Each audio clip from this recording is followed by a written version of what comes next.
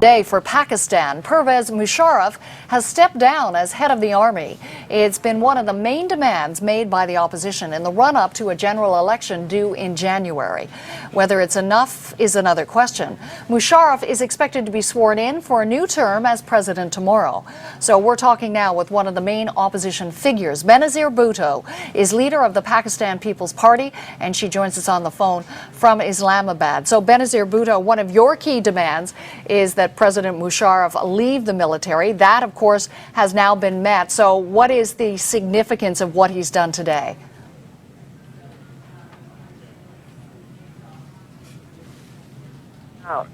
From his army post.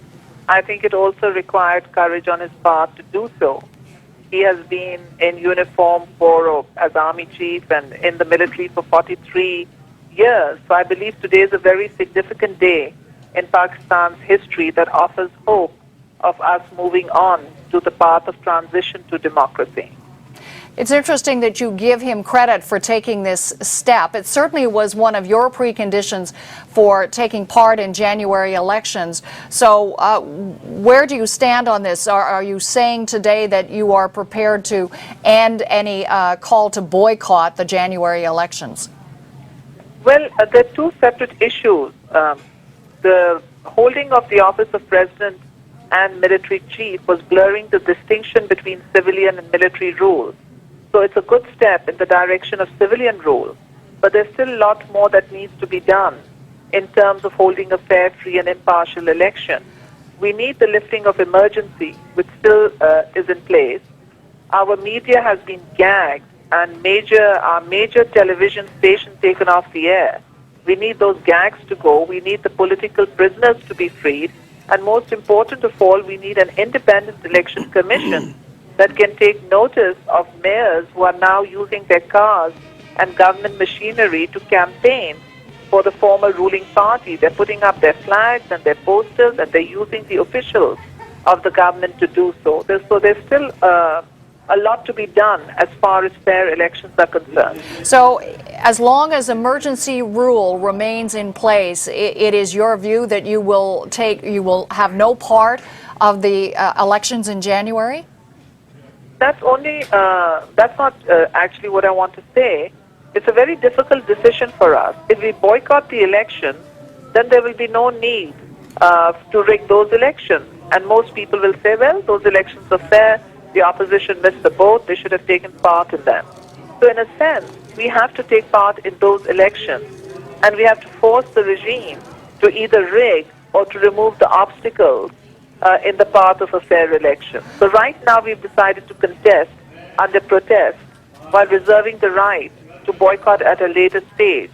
And we're still calling for the lifting of emergency, an end to the media gags, the release of the political prisoners, and the establishment of an independent election commission that can stop the electoral abuse that is presently taking place, such as the mayors using government officials to campaign for the official candidate. So this is interesting. You are now saying that you will participate in the January elections. You do so under protest.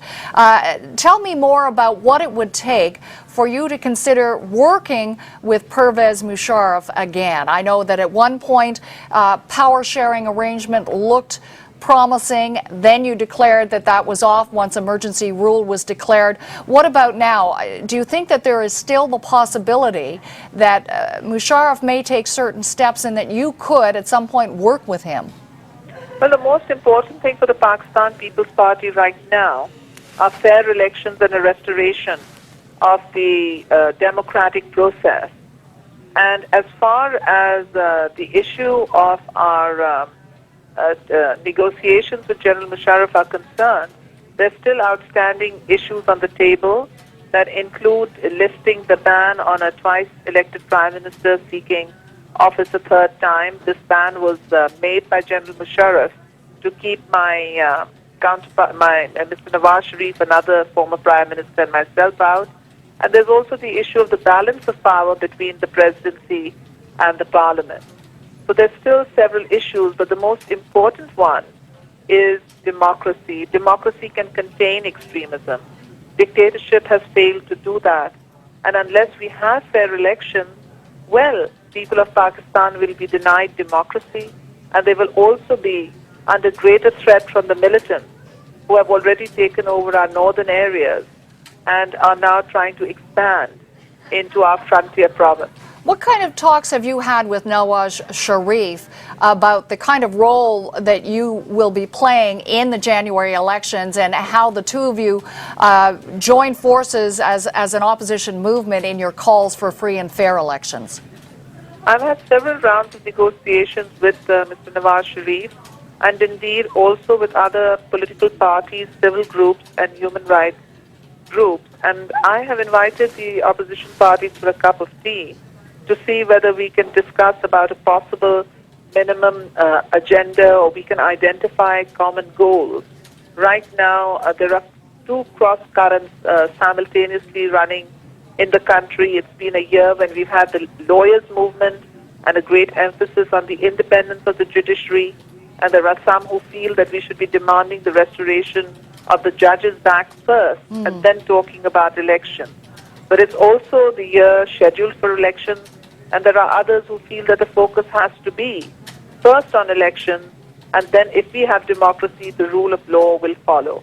The political parties are discussing this, and I'm quite hopeful that we can find a consensus. You know, there is this theory put forward by some observers that Musharraf allowed Sharif back into the country to actually split the opposition vote, leaving him as the final arbiter. What do you make of that theory, that scenario?